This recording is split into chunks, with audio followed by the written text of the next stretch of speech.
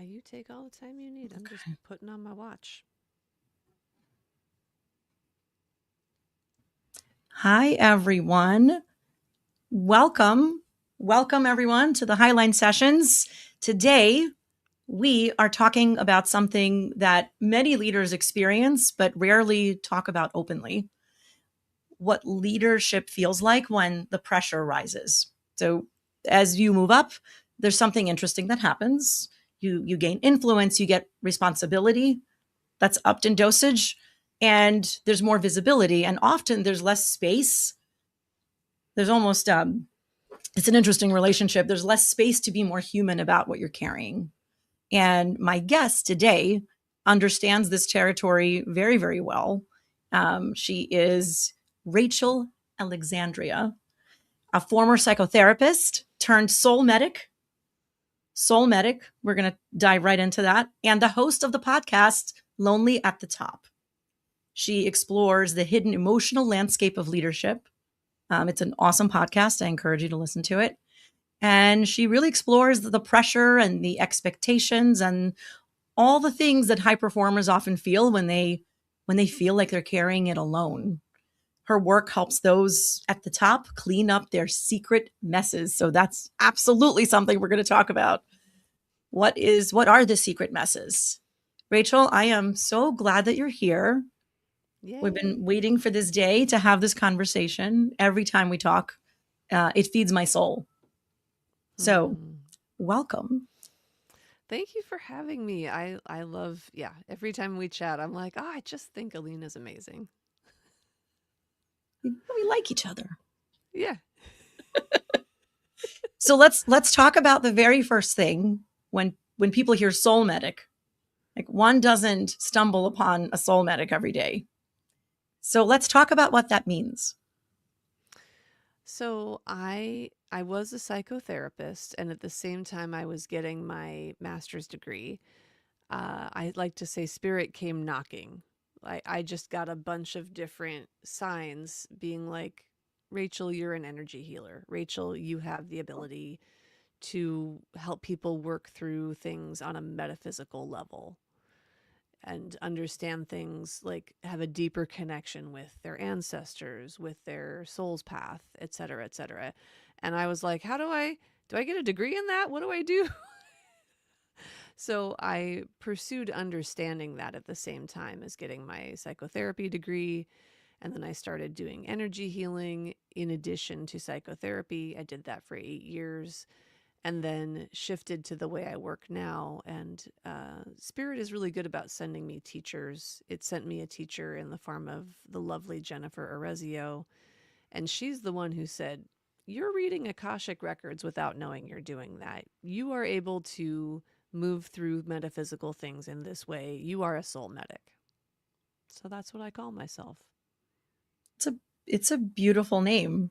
It's interesting because then a lot of folks aren't familiar with that name, No, it right? stands out. It's, yeah, I mean, it's hard to explain this woo woo stuff and the things that aren't as tangible. Like, I'm not helping you increase your bottom line, right? I'm And helping you feel at peace.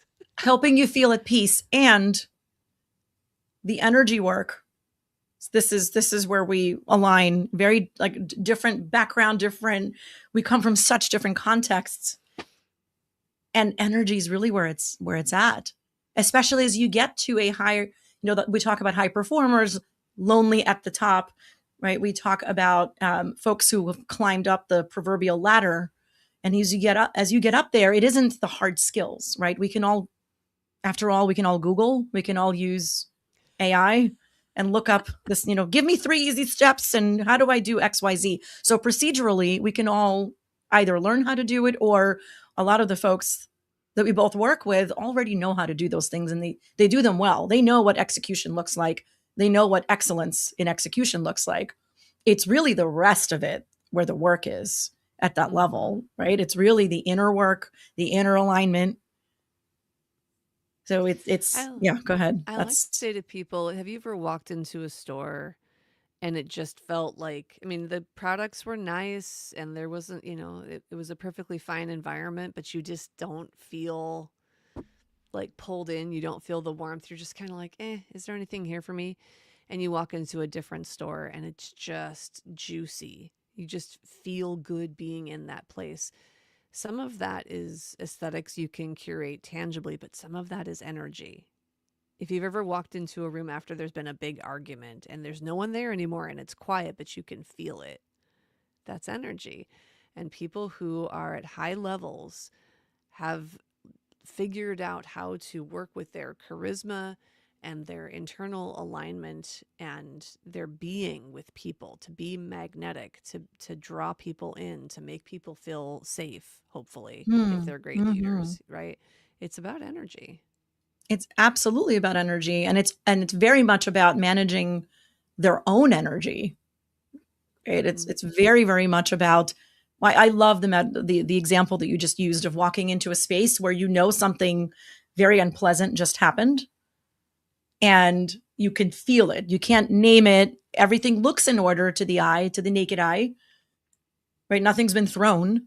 Just like walking into a room after somebody had a really difficult conversation in a meeting, you know that meeting didn't go well. You're walking in and you think, oh, whatever happened here, I'm glad I wasn't in the room for. Mm-hmm. And so the question then becomes, well, how, when you're walking out of a very tense meeting, and it was, you're walking out activated or upset or something feels unjust, and the very next meeting, you're interviewing a new candidate. What happens in that shift? Right? What Like, happens in that shift? I'm really curious. I know we both kind of work in in that space. I'd love to hear what the soul medics thoughts are on. I just walked out of a place and what do I do? yeah. I mean, there's a bunch of different stuff like tools I can give people. I mean, there are some basics that are described by, professionals in this arena, things that animals do. For example, they literally shake. Like animals shake off energy.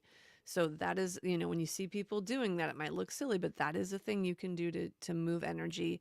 You can also clap, like clap away, like break up energy by clapping.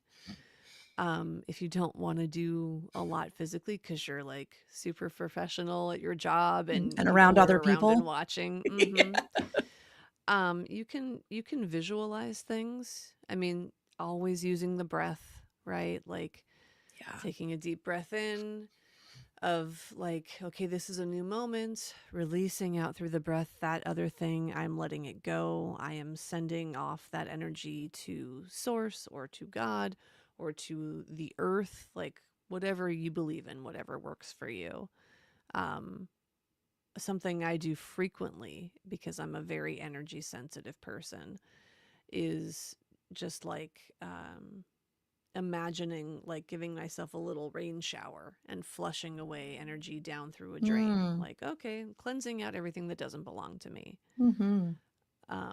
There's also, I don't know where this technique comes from, but somebody taught it to me a long time ago. You can imagine zipping up your energy from the floor to up above your head, like, oh, I am in a protective bubble here.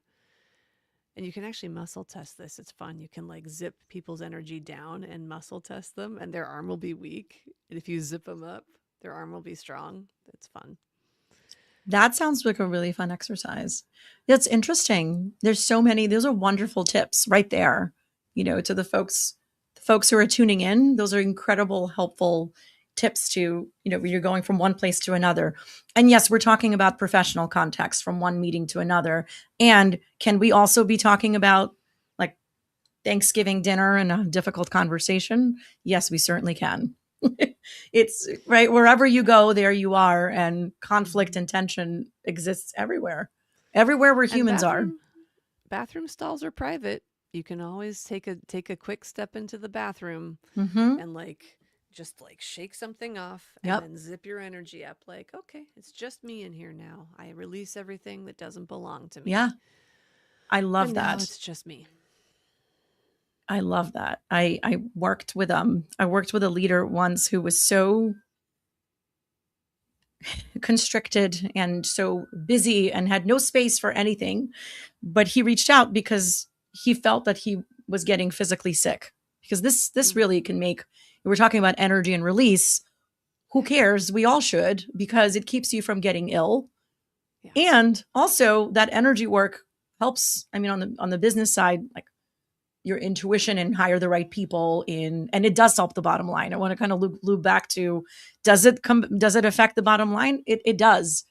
Do right people, do instincts around strategy, do instincts around, right, honing into our instincts of what feels Mhm. right, of taking data and taking all of what we're talking about and combining it for a comprehensive view, a richer view. And it absolutely affects the bottom line. Yeah. It absolutely does. When you're not wasting energy on, there's no energy leakage on things that are draining you, right? Instead, Mhm. you're reallocating all that energy to what matters. You have more for what matters, whether it's at Mhm. work or at home or wherever you go. Yeah. 100%. Yeah, 100%. I mean, a lot of the people I've worked with do ultimately do better financially because they're no longer managing internal crisis. And speaking of internal crisis, that's beautiful, right? There's internal crisis and it's not visible to the outside world. And on the outside, it all looks aligned and beautiful Mhm. and elegant. And on the inside, I'd love to talk about the secret messes. It's Mm. interesting. You have the way you refer to it. I love it. The secret messes is what you work with people on cleaning up. Um, I talk about the dusty corners of guilt and shame, and it's Yes. there's like that. We kind of talk about this coming from slightly different verbiage, but I'd love to hear what the secret messes are and like dive into that mess a little bit. The longer I have done this work, like I just look at who I draw, right? Who, because every practitioner, like we might work on a very similar thing, but who is drawn to work with us is going to be in the flavor, in the varietal Yes, of just what's the best fit. And it seems absolutely. like the people who are drawn to work with me, I mean, first of all, they want somebody who's both mystical and very grounded in psychology, right? So there's a way in which I can be really compassionate and supportive, but also very like, hey, like no, that's not, like let's challenge that. But the thing that they tend to have in common, surprisingly, is a very dysfunctional family member or partner. Like they tend to have usually a parent or a spouse or somebody in their family who had borderline personality disorder and or narcissism. So, personality disorders, for those who don't know, are different human psychology than just somebody who's bossy or selfish or, difficult. Like personality disorders are chronic, pervasive, they don't go away. And Mm, people with them don't respond to sort of typical good communication habits and things like, oh, if I'm a little like vulnerable with you, you'll be vulnerable with me back. No, like your strategies have to be really different dealing with people who have personality disorders or chronic difficult things like that, difficult dysfunction. I did not set out to do that work, but when I started really looking at who works with me, it's like if you have that kind, if you grew up with people who were very unreliable emotionally, who were very immature emotionally, and you always thought everything was your fault, you always thought that you were to blame, everything bad that happened was on you. You have to work super hard to keep the peace in the family as a child. That creates a lot of internal messiness. You might go and become really successful out in the world because you kind of have to be. Maybe you grew up like housing insecure, food insecure. A lot of my clients have that background. But you had to like, okay, well, I got to go out and conquer the world because no one's coming to save me.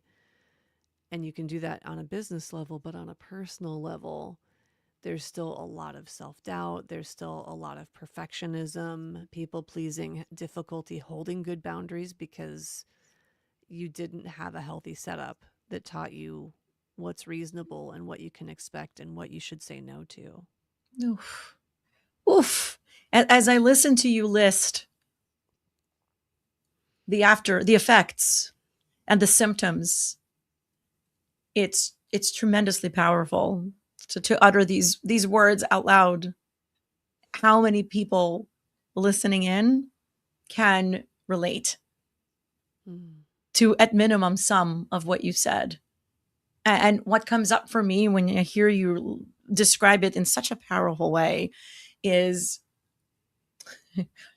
two things, really. It's one is the trickle down effect. So when this unhealed person with this trauma, with this baggage, we all carry some form of baggage and some form of trauma, whether it's capital T trauma or lowercase t trauma.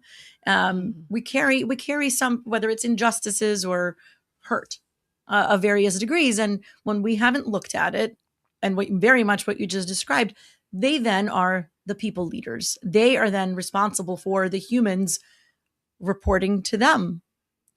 Mm-hmm. They are then responsible for setting the culture, setting norms of what's acceptable and what isn't, and what behaviors get tolerated and what doesn't get tolerated. Mm-hmm. And if a strategy is going to be very costly to people's well-being, that may not seem like a priority. And it's not because there's intentional cruelty. It's because this is what they've had to do to survive, from their Yeah. pressure to survive and their pressure to be. And that's one thought. It's that trickle down effect. And then Mm-hmm. all of those people come home to that these leaders impact, then come home to their families Yeah. affected, drained, diminished, on top of whatever they are already carrying. So it's a very powerful trickle effect. And then the other Mm-hmm. thing that my mind goes to is it was a few years ago that McKinsey did a study of, I guess, psychological profiles of CEOs, and found that a little bit over 20% of CEOs display psychopathic tendencies. Mm-hmm.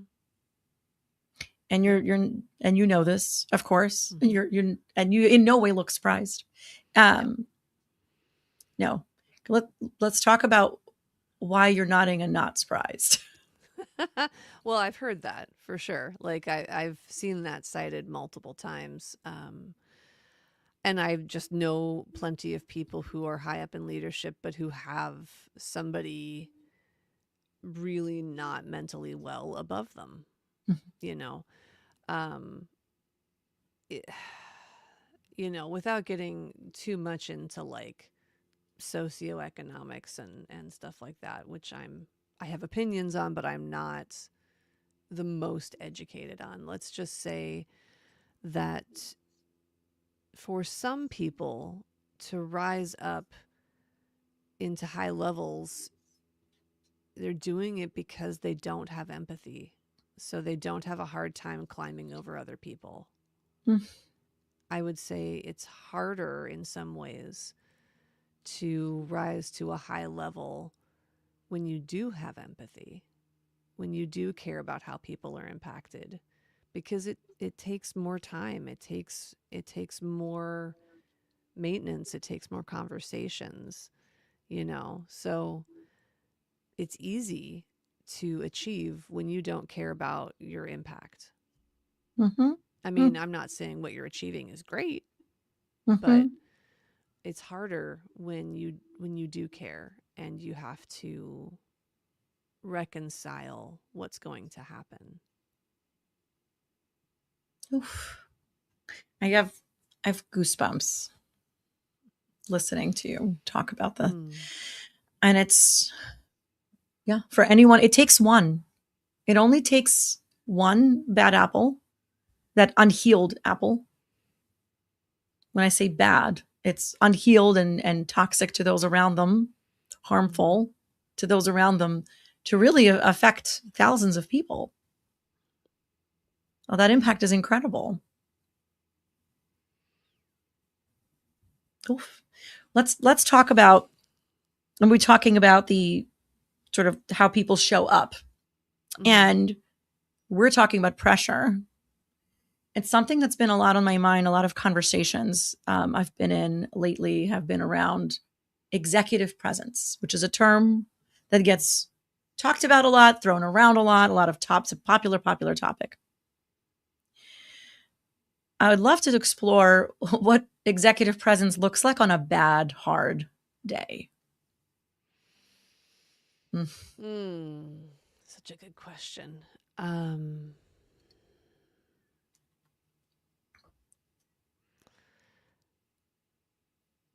I keep thinking about one of my clients who I interviewed for the podcast, and she was great because she's talking about,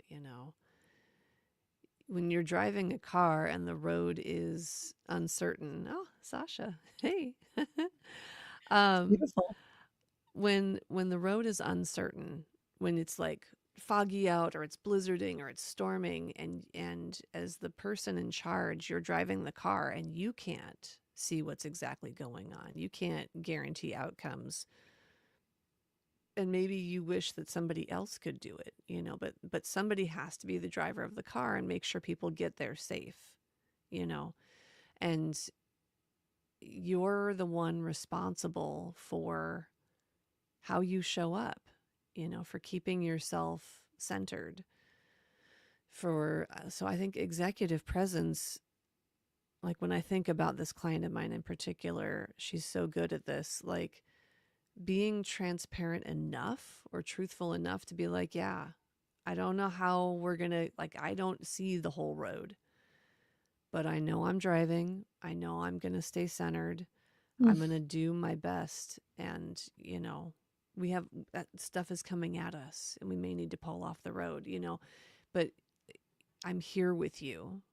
Like, there's just a certain amount of grounded vulnerability that I think engages people because they don't want pretense. They don't want, like, it's all going to be fine. Like, just pretending that it's not a tornado outside. That doesn't help Right. anybody, but they don't want somebody freaked out either. You can't be panicking or like jittery or, snapping at everybody. So Mm-hmm. I think Mm-hmm. executive presence in those situations is one where you acknowledge that this is stressful, that we are going through a lot, and that you are there, you're exerting your care and your devoted attention to getting through. Mm-hmm. Because That's people want to be beautiful. able to trust you, right? Like they Yes. want to feel like, okay, somebody's at the driver's wheel, and yeah, we're all in a storm, but at least I know somebody's really on it. They see the storm, they're paying attention, they're focused. Okay, I can relax a little. Hearing you describe it takes my blood pressure down a couple notches. Yeah, it's Yep. beautiful, beautifully described, and Thanks. it's so wise and it's so impactful, especially when we talk about. I mean, you talk about grounded vulnerability, and especially on days when there are storms or tornadoes. That is the crux of leadership. It's making decisions when you don't have all the information, you don't know what's coming next. That is Mhm. why you are there. You're not there because all the information is known and you're executing. You are Mhm. there because we don't know and it is foggy and there might be hail and there might be winds and we might discover that we're on the wrong road and we have faith or in the wrong city and we have faith that you're going to figure out how to get there while keeping everyone safe. I think of an I've got us energy. Mhm. I've got us. Mhm. Do I know Mhm. everything? No. Do I have feelings? Yeah. Am I scared? Yeah. I've got us. There's faith. There's a Mhm. faith Mhm. component. And when I say faith, I don't mean a particular organized religion. I mean, it could be Mhm. faith in your own abilities, faith in, Yeah. I know that I don't know. It, and that's okay. And we're going to get there. We're going to figure it out. I know I don't know. That's fine. Mhm. And I love what you're talking about. When people are pretending, like they see, when someone's dancing a performative dance, everyone sees them dancing. Everyone sees Yeah. them dancing and they know it and they know that they can't trust. And that's when folks check out, Mhm. Or they get which freaked is, out, right? or freaked out. Mhm. Freaked out, which means, are they going to be productive? Are they going to do their best work? Probably not. Might they Are be they looking gonna for do counterproductive things, right? Are they counterproductive going to things? try to resolve it themselves because they don't feel like they're taken care of? Are they gonna jump ship, you know? Mm, Yeah. or jump ship, or jump ship. And who jumps ship? It's often the folks who can, who have the Yeah. options, whether it's because they are the the best, they're highly competent, they're your superstars. So you lose your best people that way, Mhm. right? Or they're folks that can afford financially to go and say, you know what, I don't have to be here. So the Yeah. folks that are left, then I'm just, I could Yeah. come back to the trickle down of those stormy Mhm. days when decisions need to be made. And Yeah. I could say today is a time, now is a time of so much change, Yeah. global change, tides, Mhm. shifts. And when is it not a time of change? It's always a Mhm. time of change. We have a different intensified flavor of it perhaps right now. Mhm. But there's always change. And so when that happens, and the employees who stay, no one ever talks about what happens to the people who stay and watch the whole thing go down, the whole thing crash. So you watch leadership Mhm. collapse, or freak, or scare people, just break trust, and then you Yeah. watch the best people, or the ones Mhm. who can, go. Mhm. And so what happens to the work that they were Yeah. doing, and what happens to all the initiatives and the projects and the deadlines? They don't get moved. Yeah. So People then are there's even, demoralized and then they're overworked and they care less and less because they don't feel taken care of.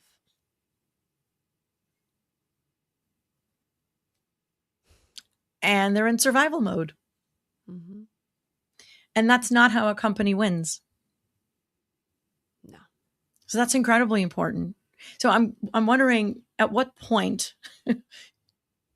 what point do you meet those folks in that At what journey? point Like, do they um come to you after they've been through a storm and they realize that they handled it in an unproductive way? How do they know?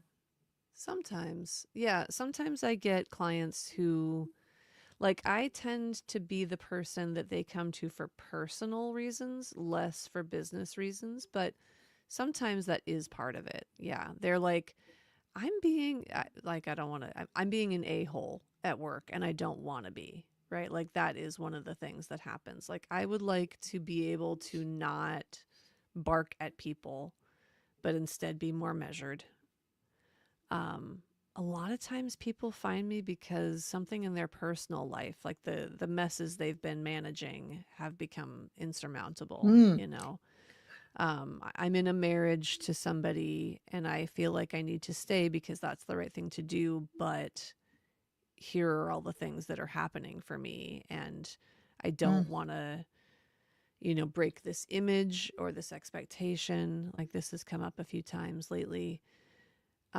And then it turns out that the person that they're with isn't a good fit for them, or is actually being actively bad to them, and they've just thought that that was, a lot of people who are victims of domestic violence, who are mm, mostly suffering from emotional violence, don't realize how bad it is because they've become desensitized to it, or that's how they were kind of raised, and so it's normal.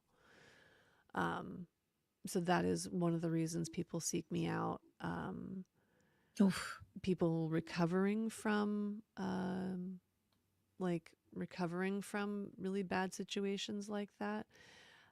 Usually, when I say I help people clean up their secret messes, I've just had CEOs look at me and be like, "Oh my God, I didn't know there was someone for me. I need to talk to you." Like, people with secret messes know they have secret messes, and you're right. It is the corners where shame resides, although people don't always think of it in that language, because part of what people who are high performers are good at is compartmentalizing. oh That's how yes, they're able to be oh successful. yeah, So they they're like, absolutely. yeah, They walk around with bento boxes of, uh-huh, sets of bento boxes where everything fits in its own little compartment, and the chicken will not touch the rice, will not touch the pickles. Mhm. and or the pickled cabbage, like that's everything separate. I love eating that way, but I don't love that for our emotional experience in No, life it that it, because it's very no. fragmented. It's not great for you. If that's what you're doing in life, then it could be time to work with somebody to help. There is a way to make things into a healthier Mm, landscape where everyone, every part of you is allowed to exist and collaborate with you, and you're not fighting yourself all the time. and you're not living that duality. Hmm. What are some other personal um, stressors or some other symptoms of with what folks come to you with? Oh, what else do people come to me with? 'Cause those are, you just gave some wonderful examples that are highly relatable of that duality of I live like this and it looks really shiny, but it's actually like Mhm. that. And it takes Yeah. a lot of work to keep it shiny. I think people come to me for issues around burnout. That's one that Mm, happens, you know. Like I worked myself into this place and this is what I want, but also I am starting to flame out because you get into your mid 30s, your 40s, and suddenly your body can't do all the things anymore. mhm. And we just have built up a level of internal toxicity that starts to become unworkable. Like, I've heard from people who are like, I was getting ready and then I fainted trying to get ready for work. Or, I had to get up for my meeting and I just did not want to get out of bed, like chronic, like seriously. I thought, what if I just stay in bed forever, and suddenly I'm realizing I can't push through anymore. Um, I also get people who I think just meeting me and talking to me, they realize that I have an ability with boundaries that they really covet. Ooh, I know I don't have a hard time saying no with love, you know? Like, this is how it's going to be. This is not how it's going to be. We're not going over there, you know? So, a lot of people who grew up in dysfunctional families weren't allowed to say no. So they don't know how to do it without injuring people or causing harm. And so they just don't have good abilities to set boundaries. They don't know how to listen to themselves about what they actually want because they're so used to keeping the peace or going along with things in their personal life, even if mhm. they're the boss at work. Oh, goodness. I'm sure that not a soul listening to us to you describe it that way could possibly relate of being a like, is it safe for me to say no? Then they won't like me. Will they still love me? Am I lovable? Yeah, you're definitely All of lovable, those, but it's like yeah, see me, yeah. love me, tell me I matter. Don't Like ostracize tell me, me I don't kick matter. me out. Yeah. Don't Yeah. kick me out. Tell me that you see me. Am I a good girl? Am I a good boy? Mhm. Am I worthy? It all it all goes back to that childhood stuff. It I have a does. video out somewhere that's like, spoiler alert, whatever you're struggling with, it has roots in childhood. It always does.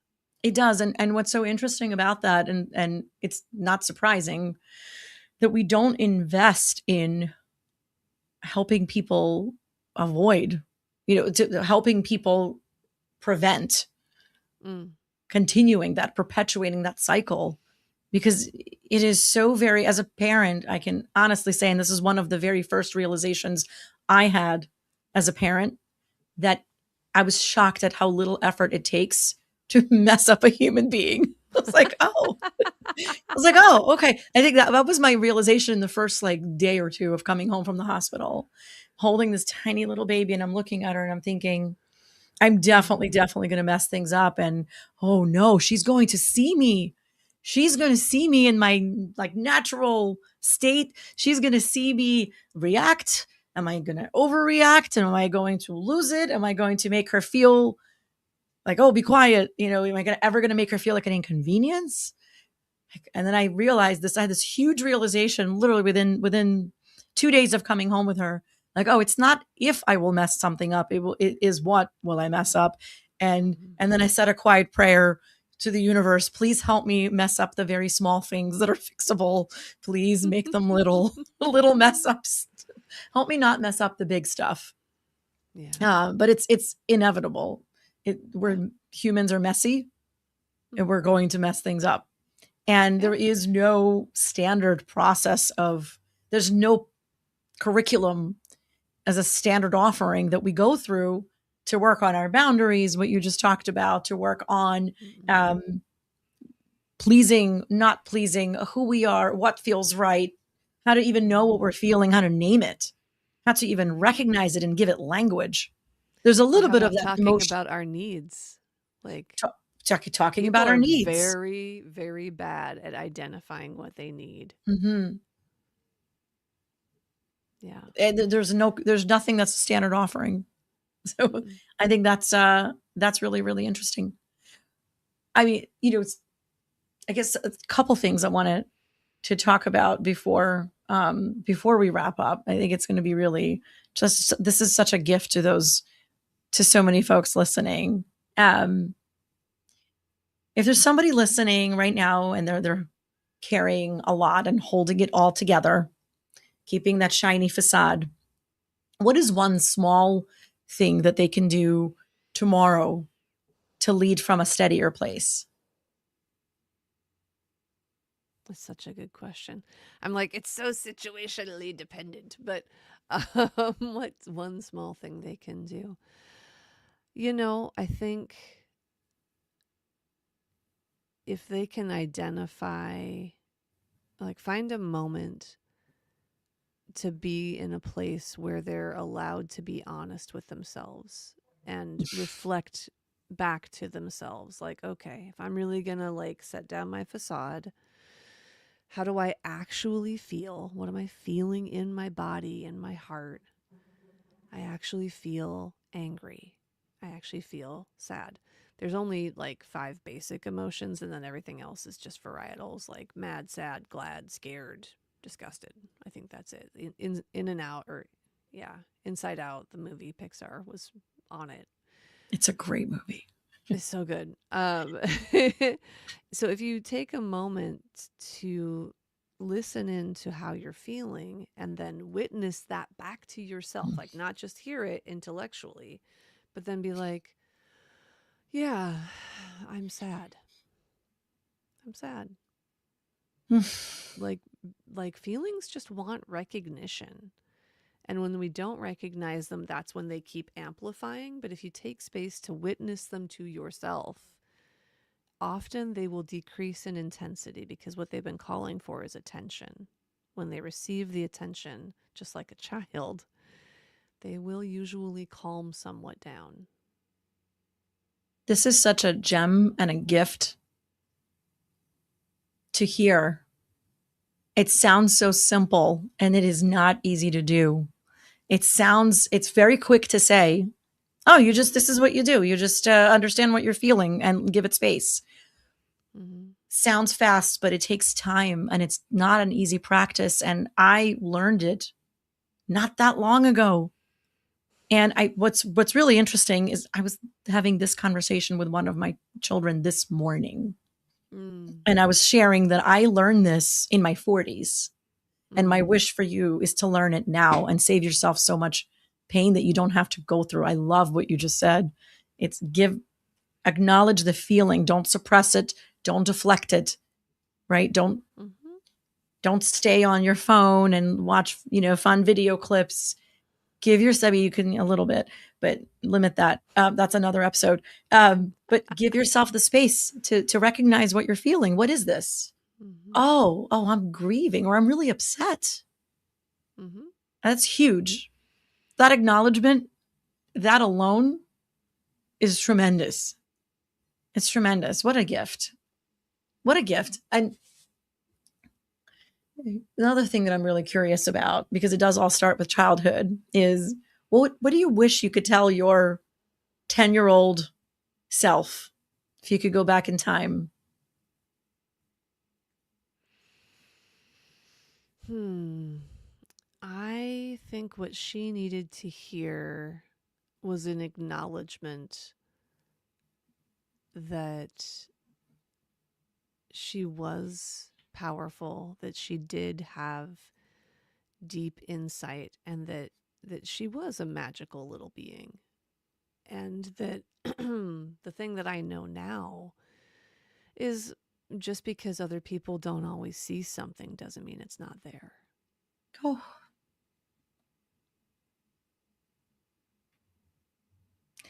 I mean, bam, that's mic drop. Yeah, that's beautiful. That is beautiful.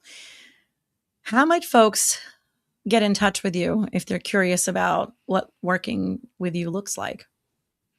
So, rachelalexandria.com. I make it pretty easy for you. I'm also on Instagram, Rachel R. Alexandria, or just Rachel R. Alexandria. And people can also check out the podcast, which you can find on any podcast distributor, Lonely at the Top. It's a great one. I Thank you. listened Well, to it. Alina's got an episode, so it's one I of my have an first episode. episodes. I have an episode, and and it's a good one. If I may say It so, is. but I listen to your episodes. I listen to the podcast. It's good.